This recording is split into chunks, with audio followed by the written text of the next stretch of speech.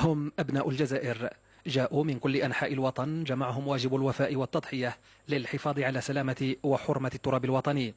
فكان الاحتفال بعيد الأضحى المبارك بالقطاع العملياتي لإليزيه بالناحية العسكرية الرابعة في أجواء حميمية وعائلية.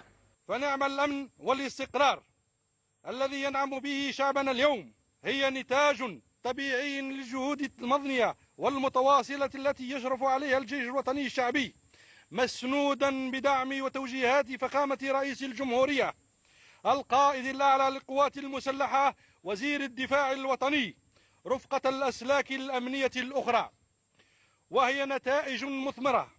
أتقدم بالتهاني الحارة إلى سيادة الفريق نائب وزير الدفاع الوطني رئيس أركان الجيش الوطني الشعبي، وإلى السيد اللواء قائد الناحية العسكرية الرابعة، وإلى كل الشعب الجزائري بعيد الأضحى المبارك الذي احتفلت به مع زملائي في أجواء احتفالية رائعة وسط عائلتنا الكبيرة ألا وهي عائلة الجيش الوطني الشعبي. ونحن هنا على استعداد دائم وفي جاهزية تامة لأداء مهامنا النبيلة في كل ظروف.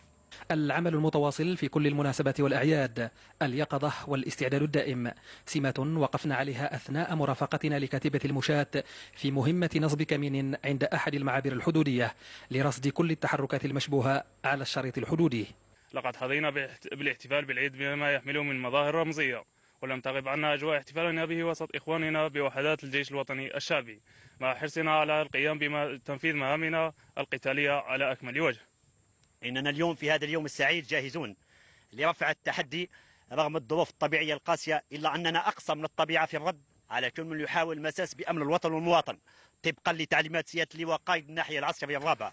هكذا يقضي الجزائريين أعيادهم في أمن واستقرار، والفضل يعود إلى هامات هؤلاء الرجال المرابطين على الحدود. فألف تحية لحماة الوطن.